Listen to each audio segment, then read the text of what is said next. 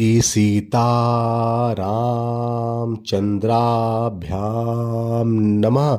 श्रीमद् वाल्मीकि रामायण बालकांड 59वां सर्ग।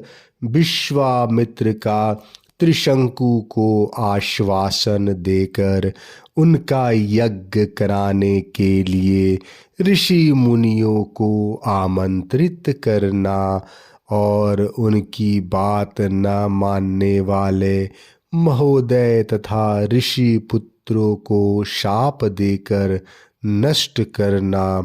सतानंद जी कहते हैं, श्री राम साक्षात चांडाल के स्वरूप को प्राप्त हुए।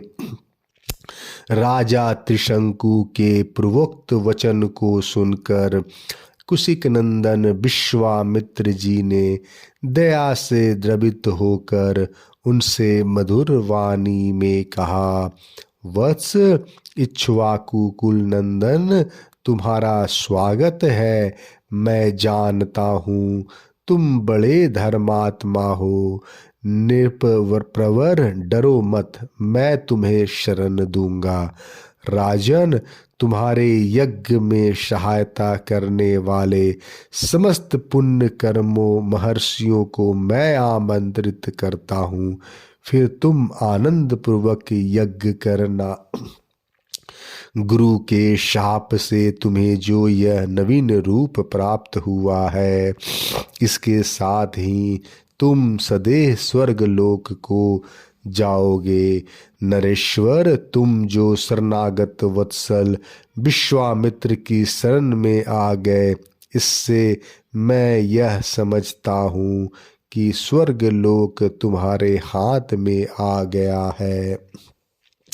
ऐसा कहकर महातेजस्वी विश्वामित्र ने अपने परम धर्म परायण महाज्ञानी पुत्रों को यज्ञ की सामग्री जुटाने की आज्ञा दी। तत्पश्चात समस्त शिष्यों को बुलाकर उनसे यह बात कही, तुम लोग मेरी आज्ञा से अनेक विषयों के ज्ञाता समस्त ऋषि मुनियों को, जिनमें वशिष्ठ के पुत्र भी सम्मिलित हैं, उनके शिष्यों सुहृदों तथा ऋत्विजों सहित बुला लाओ। जिसे मेरा संदेश देकर बुलाया गया हो, वह अथवा दूसरा कोई यदि इस यज्ञ के विषय में कोई अवहेलनापूर्ण बात कहे, तो तुम लोग वह सब पूरा पूरा मुझसे आकर कहना। उनकी आज्ञा मानकर सभी शिष्य 4 दिशाओं में चले गए। फिर तो सब देशों में से ब्रह्मावादी मुनि आने लगे।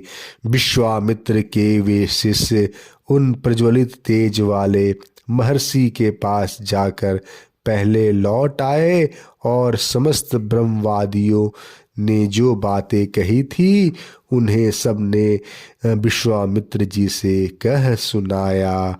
वे बोले, गुरुदेव, आपका आदेश या संदेश सुनकर प्रायः संपूर्ण देशों में रहने वाले सभी ब्राह्मण आ रहे हैं।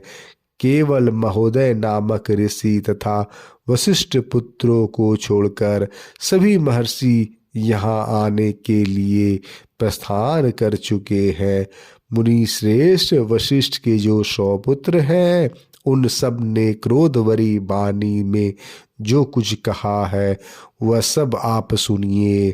वे कहते हैं, जो विशेषता चांडाल है और जिसका यज्ञ कराने वाला आचार्य क्षत्रिय है, उसके यज्ञ में देवर्षि अथवा महात्मा ब्राह्मण हविष्य का भोजन कैसे कर सकते हैं, अथवा चांडाल का अन्न खाकर विश्वामित्र से पालित हुए ब्राह्मण स्वर्ग में कैसे जा सकेंगे।